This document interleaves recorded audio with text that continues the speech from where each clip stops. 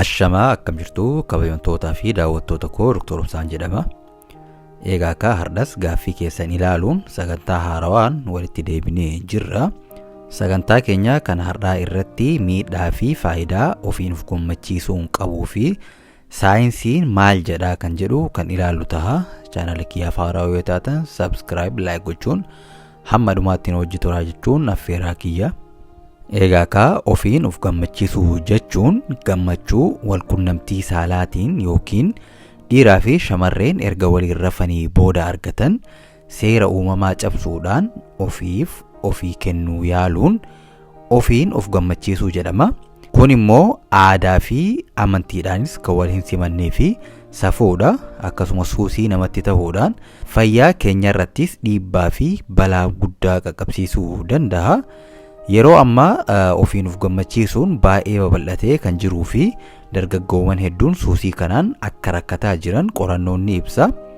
Egaa akka faayidaa isaa yeroo ilaallu inni dura blood flow qaama keenyaa dabaluun dhiigni keenya qaama keenya keessa akka barbaadetti akka sosso'uuf gargaara.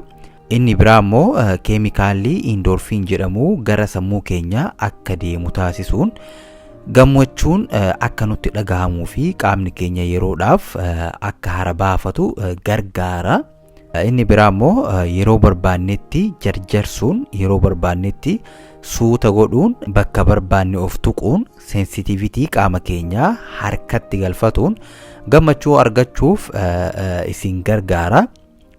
Inni biraa immoo dargaggoonni namoota baay'ee wajjin walqunnamtii saalaa godhuun dhibeewwan akka STD akka hin saaxilamne gargaara jechuun himu.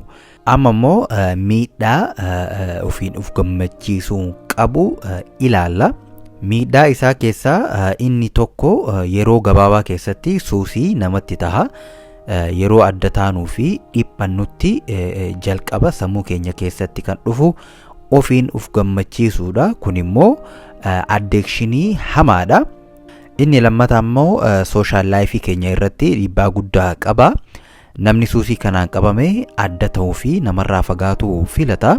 Shamarran waliinis yeroo dabarsuu yookiin jaalala qabsiisuuf hin rakkatu. Gammachuu ishee irraa argadhu ofiif kennuu waan danda'uuf maaliif wajji rakkadha jechuun adda ta'uu filata. Kun immoo of gowwoomsuudha. Ofiin of gammachiisuun gammachuun walqunnamtiin saalaa namaaf kennu gonkumaa namaaf kennuu hin danda'u. Gammachuu walqunnamtii saalaa irraa argatuu dandeessan gonkumaa harka keessaniin yookaan immoo meeshaalee garaagaraa fayyadamuudhaan argachuu hin dandeessanii. Inni sadaffaan immoo walqunnamtii saalaa irratti daftanii akka jiksitan yookaan akka fixattan isin taasisa. Namni ofiin of gammachiisu yeroo dheeraa hin fudhatu. Kanaaf qaamaa fi sammuun isaas sekoondima barate sana keessatti jiksuudhaaf isa dirqisiisa. Kanaaf yeroo gabaabaa yookaan sakandii muraasa keessatti akkuma walqunnamtii saalaa eegaletti jiksuu fi fedhii fixatuu danda'a. Walqunnamtii saalaa irratti hamma barbaadame turuuf rakkatuu danda'a namni ofiin of gammachiisu.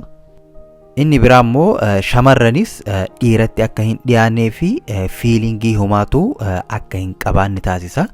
Qubaan qaama saalaa isaanii tuttuquun waan of gammachiisaniif gammachuu dhiira irraa argadhu kophaa koo yookiin shamarree akka xiyyaa wajjin wal tuttuquun gammachuu barbaadu argachuu danda'a jechuudhaan of amansiisuu.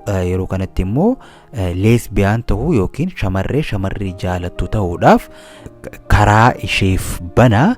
Kanaaf shamarreen ofiin of gammachiisuus qubaan of tuttuquudhaan wantoota garaagaraa fayyadamuudhaan ofiin of gammachiistu dhiiraaf fedhii homaatu hin qabaattu. Akkasumas shamarree jaalattu ta'uudhaaf karaa guddaa banaa. Kun immoo aadaa fi safuu keenyattis waan fokkataa fi waan hin baratamne. Kanaaf ofiin of gammachiisuu irraa of eeguun baay'ee barbaachisaadha jedha saayinsiin.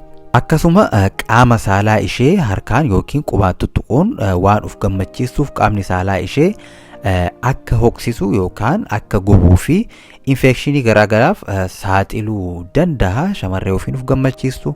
Gama biraati immoo ispeeshaalii dhiirotaaf seeliin ispermii isaanii akka du'uu fi kwaalitiin isaa akka hir'atu taasisa. akkasuma immoo ilma argatuuf akka rakkatan taasisa. Qaamni saalaa dhiiraas akka hin dhaabbannee fi dadhabaa ta'uuf shoora guddaa taphata. Shamarranis akkasuma gadaameessi ishee hanqaaquu fayya qabeessa akka hin horre taasisa. Kana malee yeroo dheeraaf suusii kana irra kan turtan yoo ta'e maybe ilma yoo argattanis ilma fayyaa hin qabnee fi qaama guutuu hin qabne akka isiniif dhalatu akkasuma immoo kaansariif isin saaxiluu danda'a. Egaa ka walumaa galatti ofiin of gammachiisuun amantii fi aadaa keenya irraa kan fagaatee fi safuudha. Saayinsiinis faayidaa isaa irra miidhaan isaa guddaa akka ta'e ibsa. Yeroo biraa sagantaa biraatiin bal'inaan balaa ofiin of gammachiisuu qabu kan ilaalu ta'a. Ammaaf sagantaa keenya asirratti xumuree jira. Gaaffii kamuu kan qabaattan yoo ta'e koomentii irra naaf kaa'uu ni dandeessu. Gaaffii keessaniif deebii gahaa ta'e qabadheen kan dhiyaadhu ta'a. Chaanaala kiyyaaf haaraa yoo taatan subscribe like gochuun hamma dhumaatti waan nuti turtaniif galatoomaa jecha fayyaa argadhaa, fayyaan dhabinaa.